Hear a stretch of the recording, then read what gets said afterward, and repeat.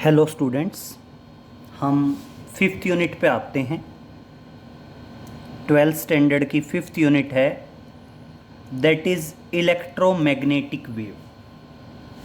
That is electromagnetic wave.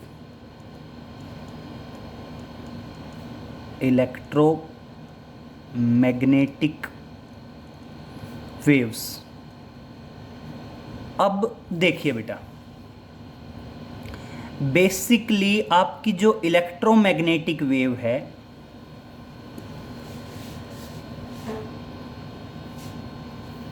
काफ़ी छोटी unit है और इसका वेटेज भी काफ़ी कम है, बट इम्पोर्टेंट है एंड आसान है।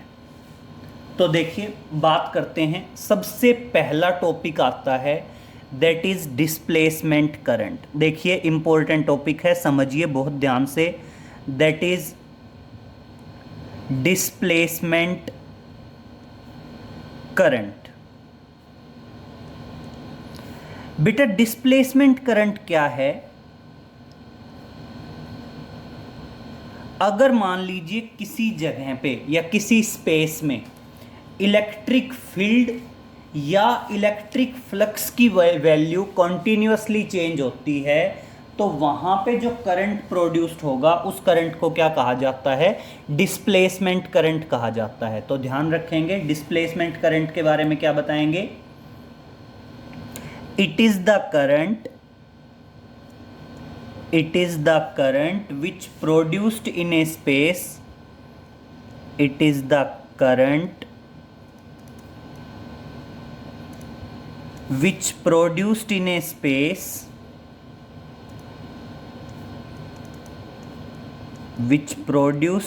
space where electric field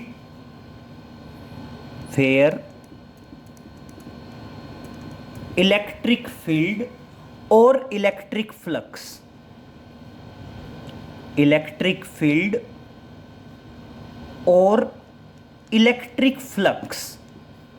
changes continuously।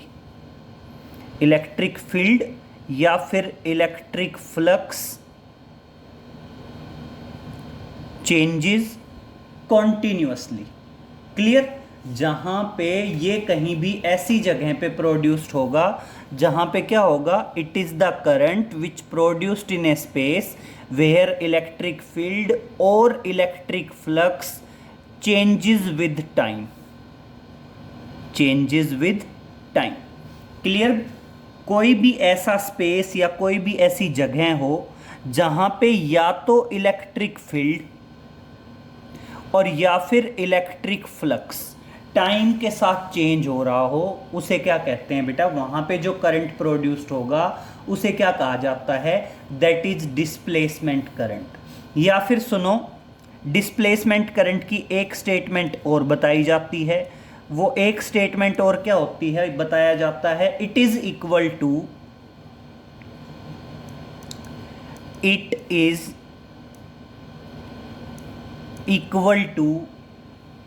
epsilon naught times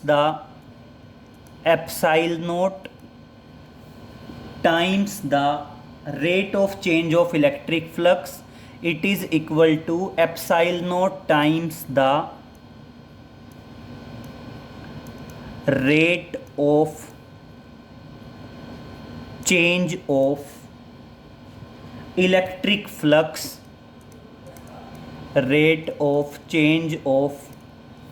electric flux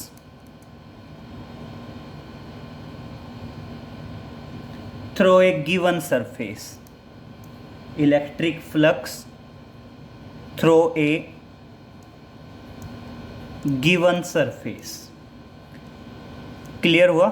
तो देखना, आप इस दूसरी स्टेटमेंट से क्या बता सकते हैं? डिस्प्लेसमेंट करंट को जनरली किससे डिनोट करते हैं? आई डी से डिनोट करते हैं, और किसके बराबर होगा? Epsilon naught times the rate of change of electric flux, that is d phi by d T.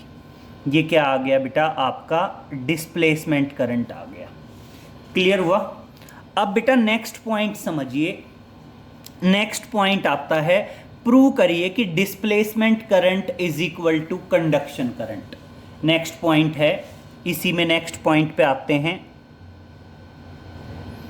Prove that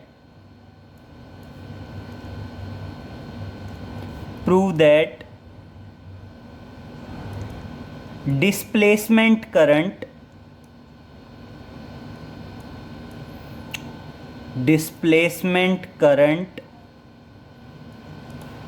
is equal to conduction current is equal to conduction current in a circuit clear. वो कह रहा है कि prove करिए कि किसी भी circuit में डिस्प्लेसमेंट करंट किसके बराबर होगा बेटा, कंडक्शन करंट के बराबर होगा। तो देखिए बेटा, हम स्टार्टिंग लेके चलेंगे डिस्प्लेसमेंट करंट से। Now displacement current ID that is equal to epsilon naught d phi by dt। Phi क्या है बेटा, यहाँ पे फाई है इलेक्ट्रिक फ्लक्स। और बेटा देखना, फाई किसके बराबर होता है, that is equal to q by epsilon naught according to Gauss law electrostatics. According to Gauss law electrostatics. Clear, हमने पढ़ा है गाजला इलेक्ट्रोस्टैटिक्स में, क्या पढ़ा है कि इलेक्ट्रिक फ्लक्स बराबर होता है क्यू बाई एप्साइल नॉट के। क्यू क्या है, total charge enclosed in the closed surface. और अब देखिए क्या आएगा, therefore ID is equal to epsilon naught d by d t, और मैं इलेक्ट्रिक फ्लक्स की वैल्यू रख रहा हूं that is q by epsilon naught. और अब देखिए बेटा, एप्साइल नॉट बाहर आएगा और क्या बच जाएगा, D q by d T बच जाएगा। एप्साइल नॉट से एप्साइल नॉट कैंसिल, और इस तरह से आपका जो डिस्प्लेसमेंट करंट है वो डिस्प्लेसमेंट करंट किसके बराबर आ गया, d q by d t के बराबर आ गया। और आपने क्या कह दिया, d q by d t क्या होता है, that is equal to conduction current. D q by d t अपने आप में क्या आ गया, that is conduction current. Clear हुआ। तो आप प्रूव कर सकते हैं कि किसी भी सर्किट में आपका डिस्प्लेसमेंट करंट कंडक्शन करंट के इक्वल होता है। क्लियर। अब नेक्स्ट पॉइंट पे आइए। मान लीजिए वो नेक्स्ट पॉइंट कहता है, नोट में डालेंगे कि डिस्प्लेसमेंट करंट कहां पे होगा, डिस्प्लेसमेंट करंट कहां पे एग्जिस्ट करता है। तो देखिए आप बताएंगे, डिस्प्लेसमेंट करंट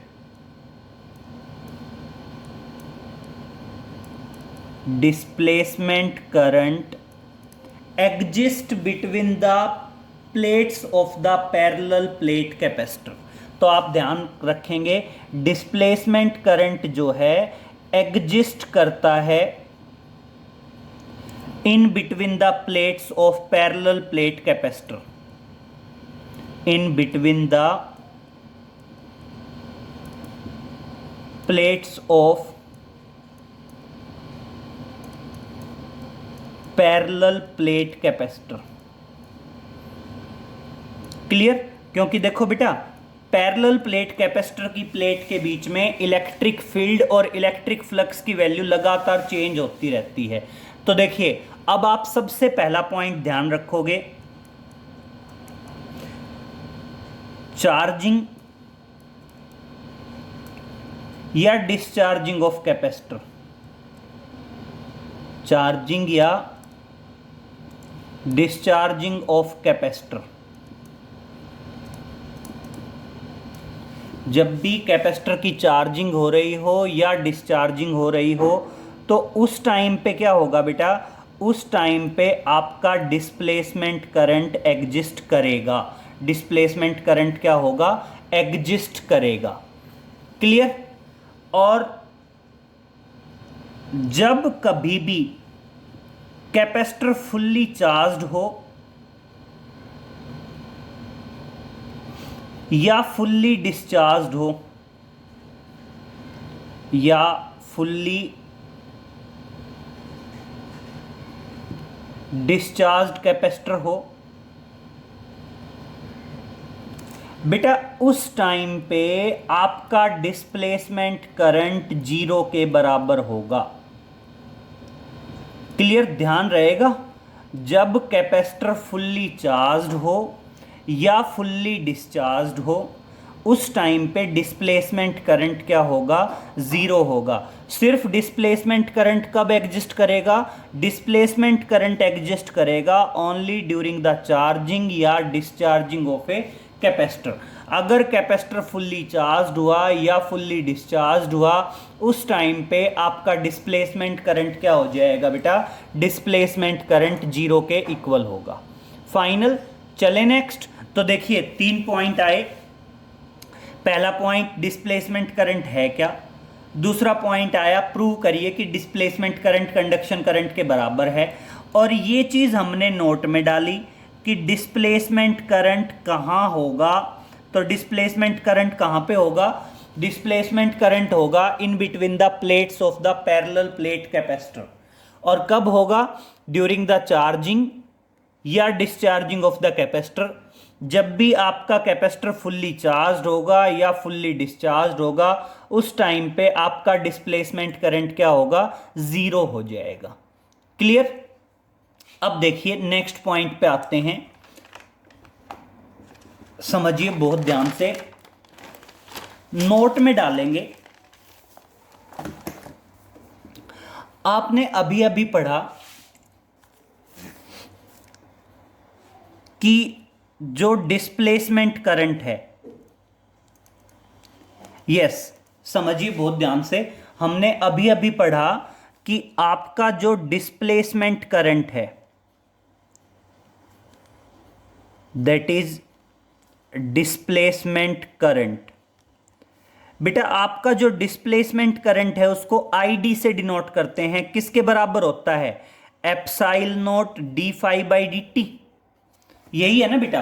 अब मेरी बात सुनिए बेटा, फ्लक्स क्या होता है, फ्लक्स होता है इलेक्ट्रिक फील्ड इनटू एरिया, और आप इसको लिख सकते हैं, मैं यहां पे फ्लक्स की वैल्यू रख रहा हूं, इलेक्ट्रिक फ्लक्स होता है एरिया इनटू इलेक्ट्रिक फील्ड, तो क्या आ जाएगा, rate of change of electric field आ जाएगा, d by d t. Clear. बेटा इलेक्ट्रिक फील्ड क्या बताया जा सकता है, पोटेंशियल डिवाइडेड बाय डिस्टेंस, तो पैरेलल प्लेट कैपेसिटर की टर्म्स में आ सकता है capacitance into dv by d t, capacitance into dv by d t. आप ये तीनों रिजल्ट ध्यान रखेंगे डिस्प्लेसमेंट करंट के, डिस्प्लेसमेंट करंट जो है, डिस्प्लेसमेंट करंट के आप ये जो तीनों रिजल्ट्स हैं इनको अच्छे से ध्यान रखेंगे। एक क्वेश्चन कैरिड आउट करते हैं, वो कहता है there is a parallel plate capacitor made of 2 circular plates. देखिए एक एग्जांपल देख लीजिए, वो कहता है there is a parallel plate capacitor, there is a parallel plate capacitor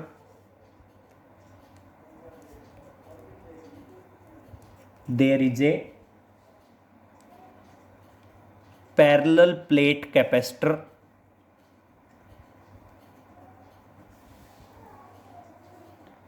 made of 2 circular plates,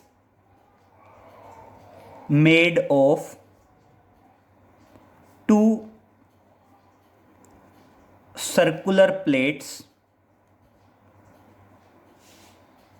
each of radius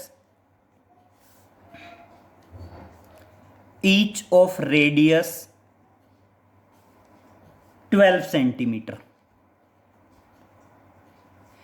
and separated by 5 mm and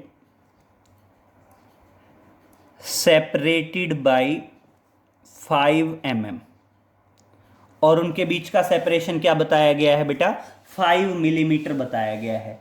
the capacitor is being charged,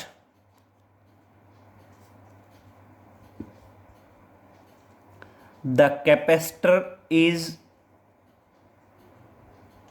being charged, the capacitor is being charged by an external source, by an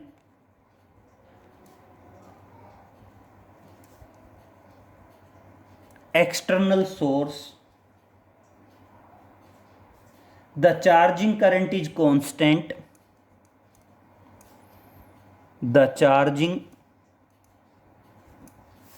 current is constant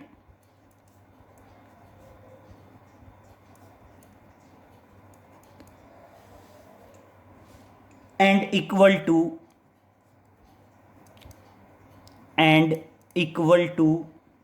0.15 ampere, 0.15 ampere.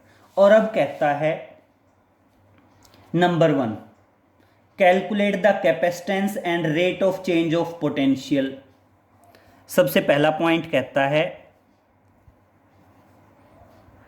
Calculate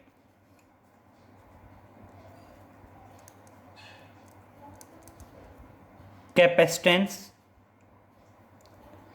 and rate of change of potential difference and rate of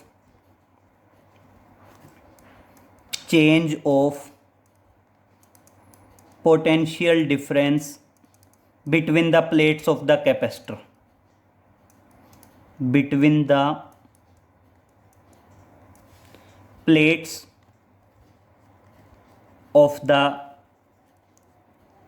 capacitor। Clear.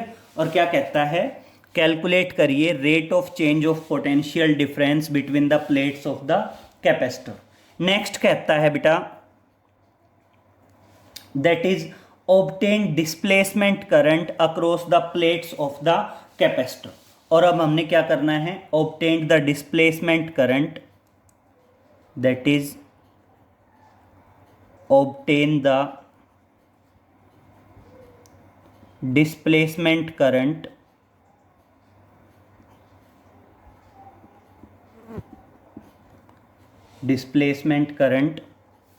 across the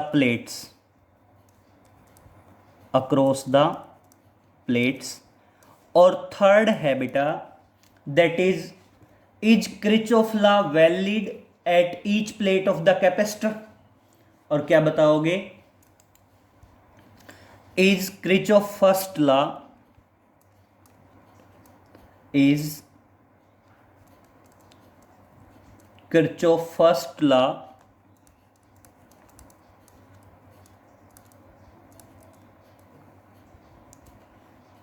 valid at each plate of the capacitor, valid at each plate of the capacitor। तो देखिए बेटा question कहने में लेंदी है लेकिन बिल्कुल आसान है, बिल्कुल सिंपल है। देखिए उसने क्या कह रखा है कि एक पैरेलल प्लेट कैपेसिटर है और रेडियस 12 mm है। तो मान लीजिए पैरेलल प्लेट कैपेसिटर है और कैसी प्लेट्स हैं, सर्कुलर प्लेट्स हैं। क्लियर, पैरेलल प्लेट कैपेसिटर है और प्लेट्स कैसी हैं, सर्कुलर प्लेट्स हैं। और दोनों प्लेट के बीच का जो सेपरेशन है, दोनों प्लेट के बीच का सेपरेशन बताया गया है। तो देखिए सबसे पहले आपको क्या दिया गया है, प्लेट का रेडियस दिया गया है r, radius of the plate कितना आएगा 12 सेंटीमीटर। और इसको बेटा मीटर में कन्वर्ट करेंगे तो कितना आएगा 12 इंटू 10⁻⁻2 मीटर। क्लियर।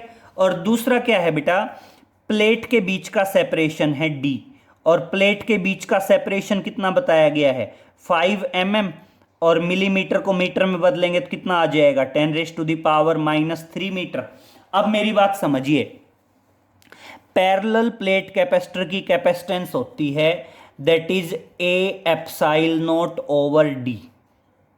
क्या होती है, A epsilon not over D।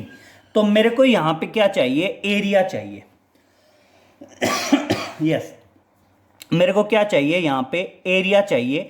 और प्लेट एरिया क्या आएगा सर्कुलर प्लेट का, पाई आर स्क्वेयर आएगा तो देखना पाई की वैल्यू 3.14, आर स्क्वेयर करेंगे तो बेटा 12 का स्क्वेयर 144 और into 10⁻⁻⁴ that is metre square.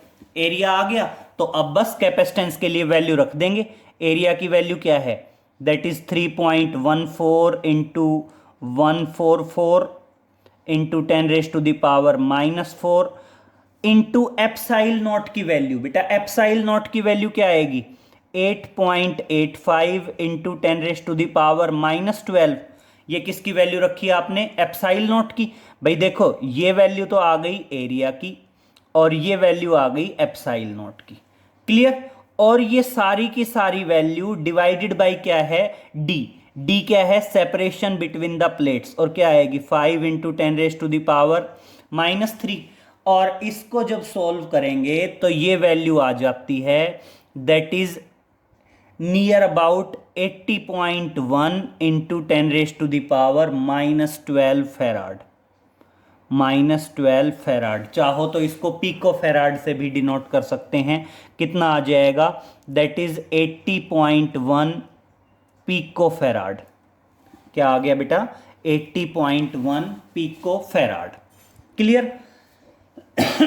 अब देखिए बेटा सेकंड वो क्या कहता है, वो कहता है also calculate the rate of change of potential difference between the plates of the capacitor. तो rate of change of potential difference बाद में निकालेंगे, पहले डिस्प्लेसमेंट करंट निकाल दें। तो देखो आप सिंपल बता सकते हैं, now we know that sorry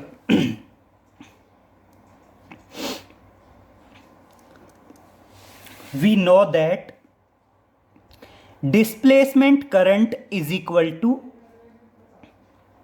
conduction current।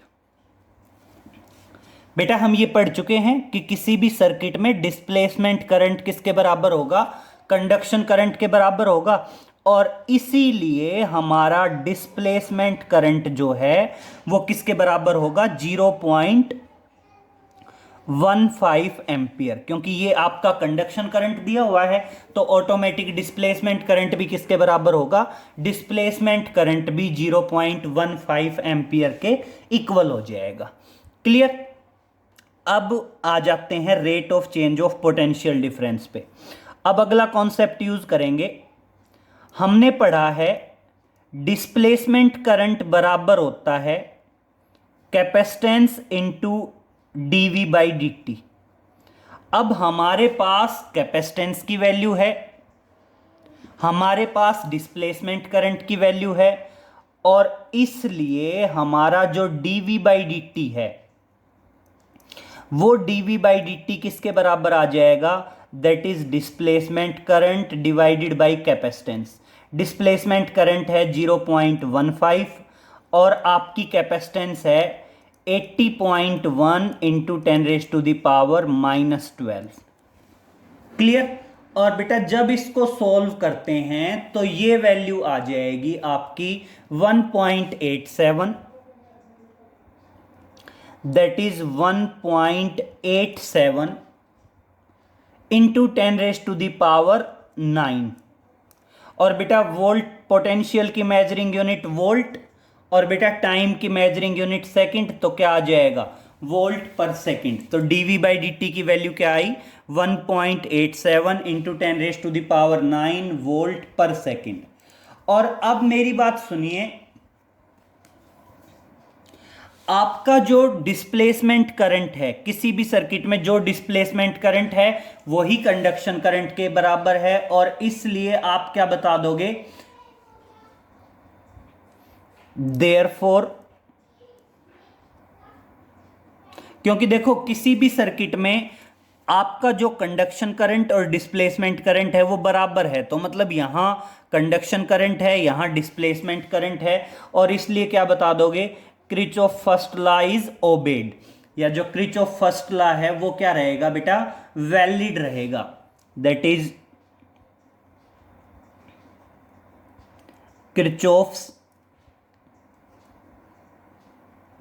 First law is valid. at each plate, valid at each plate of the capacitor। Clear? आपका जो किरचॉफ फर्स्ट लॉ है वो वैलिड रहेगा प्लेट पे। बेटा समझ लीजिए, बहुत ध्यान से देखिए, पॉइंट क्या था। पॉइंट था कि एक पैरेलल प्लेट कैपेसिटर है जो दो सर्कुलर प्लेट से मिलकर बना हुआ है। सर्कुलर प्लेट का रेडियस दिया था और सेपरेशन दिया था।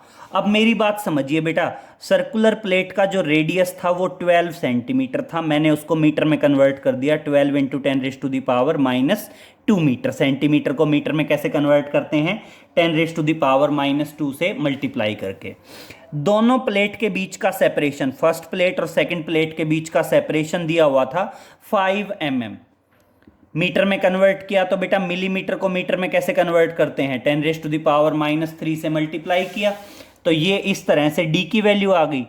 अब बेटा हमें पता होना चाहिए कि पैरेलल प्लेट कैपेसिटर की कैपेसिटेंस होती है A ε0/d। ए क्या है? Plate area. तो रेडियस दिया था, रेडियस से मैंने एरिया निकाला πr²। पाई की वैल्यू 3.14, r² की वैल्यू रख दी। एप्साइल नॉट की वैल्यू आपको पता है 8.85 इंटू 10⁻⁻12। और बेटा डी क्या था? Separation between the plates. बेटा इस तरह से सॉल्व करके हमारे पास वैल्यू आ गई कैपेसिटेंस की, दैट इज 80.1 इंटू 10⁻⁻12। और कैपेसिटेंस की मेजरिंग यूनिट होती है फेराड। क्लियर? फेराड 10⁻⁻12 को पिको फेराड भी लिख सकते हैं। अब बेटा सेकंड पॉइंट आया, आपने पढ़ा है कि किसी भी सर्किट में, हमने अभी अभी प्रूव भी किया था कि किसी भी सर्किट में डिस्प्लेसमेंट करंट जो है वो कंडक्शन करंट के बराबर होगा। तो ऑटोमेटिक सी बात है, जो सर्किट में कंडक्शन करंट है वही डिस्प्लेसमेंट करंट होगा। और इस तरह से आपके डिस्प्लेसमेंट करंट की वैल्यू आ गई 0.15 एम्पियर। क्लियर? अब नेक्स्ट पॉइंट पे आते हैं। उसने कहा था कैलकुलेट करिए rate of change of potential difference. मैं ये फॉर्मूला यूज कर लूंगा, डिस्प्लेसमेंट करंट बराबर हो सकता है capacitance into rate of change of potential, that is dV/dt। तो देखना ID is equal to C dV/dt आ गया। बेटा यहां से dV/dt किसके बराबर आएगा? ID/C।